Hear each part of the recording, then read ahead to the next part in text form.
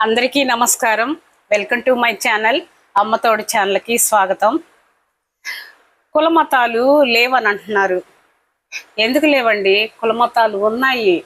కులమతాలకు అతీతంగా పరిపాలిస్తాము, కులమతాలకు అతీతంగా మేము చేస్తాము, విభజించి పరిపాలిస్తాము, అది ఇది అని చెప్తుంటుంటారు. అవన్నీ ఒట్టి మాటలండి. ఇప్పటికి కూడా పల్లెటూర్లలో కులమతాలు ఉన్నాయండి. వసే ఎంటమ్మా ఎంటే ఏడికే పనికి రావట్లా అని పిలుస్తారు. వసే చెంచు ఏడికి పోతున్నావే పనికి రావట్లేదు అంటారు. మగవాళ్ళనైతే ఎవరే ఎర్రోడా పొట్టోడా అని ఈతాగా పిలుస్తారండి. ఇప్పుడు కూడా ఉన్నారు. ఎందుకంటే పాత చింతకాయ పచ్చళ్ళు ఉన్నాయి. ఇంకా ఆ అలవాట్లు పోలేదు వాళ్ళకి. పొలాలకి వెళ్తే దోసట్లో ఇట్ట పోస్తారు, అన్నం తినాలి. దోసట్లోనే ఈ మాదిరిగా నీళ్లు పోస్తారు.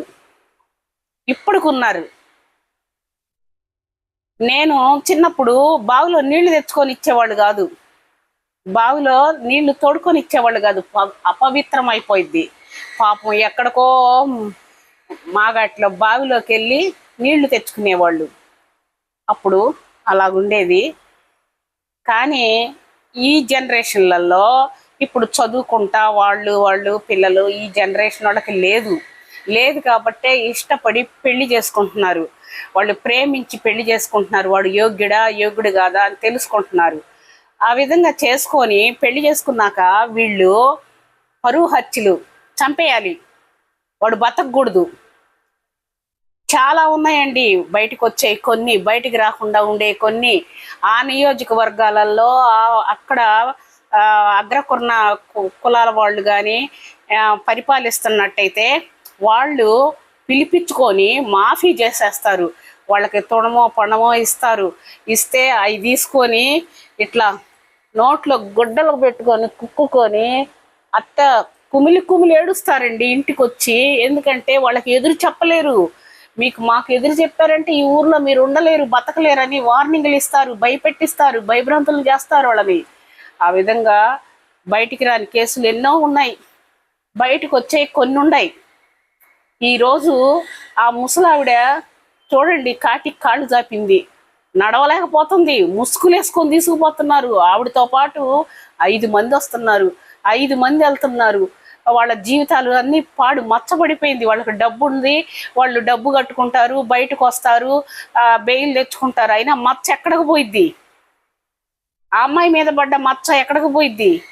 ఫలానా కులం ఆయన చేసుకుంది, అందుకని వీళ్ళు చంపించారు అని ఆ అమ్మాయికి ఉండదా? గుండెలు పగిలేలా ఏడుస్తుంది. ఇష్టపడి ప్రేమించి పెళ్లి చేసుకుంది. వీళ్ళు ఈ విధంగా వాళ్ళని చిదిమేశారు, వాళ్ళ జీవితాలను చిదిమేశారు. ఇలాంటివి చాలా ఉన్నాయండి. చెప్పుకుంటూ పోతుంటే చాలా బాధగా ఉంటుంది. మా నియోజకవర్గంలోనే మా వాళ్ళే ఎమ్మెల్యే వాళ్ళే వాళ్ళకి గట్టిగా మాట్లాడేదానికి లేదు. ఎందుకంటే వాళ్ళని వదులుకోలేరు. వాళ్ళు ఉండాలి, వాళ్ళు అండగా ఉండాలి, వాళ్ళ వల్లే గెలిచానని చెప్పేసి అనుకునే వాళ్ళు ఉండారు నియోజకవర్గంలో. అందుకని ఎట్టయినా మనోళ్ళనే తొక్కేస్తున్నారు. ఆ కులం వాళ్ళే తొక్కేస్తారు, పైకి రానీరు, సహాయం చేయనీరు. వాళ్ళ చెప్పు చేతుల్లోనే ఉంటున్నారు. ఇప్పుడు కూడా ఉంటున్నారండి ప్రతి ఒక్క నియోజకవర్గంలో. ఎస్సీ నియోజకవర్గంలో ఇలాగనే జరుగుతుంది. వాళ్ళకి ఎదురు చెప్పి మాట్లాడలేరు. మాట్లాడితే నెక్స్ట్ మాకు అండగా ఉంటారా లేదా అని వాళ్ళ భయం. ఆ విధంగా కులాలన్నీ సమసిపోవాలండి. అప్పుడే బాగుంటుంది. ఈ హత్యలు ఇలాంటివి జరగకుండా ఉంటాయి. సోషల్ మీడియా వల్ల అన్నీ బయటకు వస్తున్నాయి. యూట్యూబ్ తెరిస్తే బయటకు వస్తున్నాయి. బయటికి రాని ఎన్నో వందల కేసులు ఉంటాయి. ఇట్లా బయటికి రాకుండా మాఫీ చేసేవాళ్ళు చాలామంది ఉన్నారు. అగ్రవర్ణాల వాళ్ళు ఆ నియోజకవర్గాలలో బయటికి రానిరు, తొక్కేస్తారు. అలా చాలా ఉన్నాయండి. చాలా బాధాకరమైన విషయం ఇది.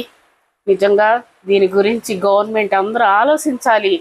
అయినా సరే ఇంకా 2-3 తరాలకి ఇలాగే జరుగుతూనే ఉంటుంది. జరిగినప్పుడల్లా మనం బాధపడతానే ఉంటాం. అంతేనండి.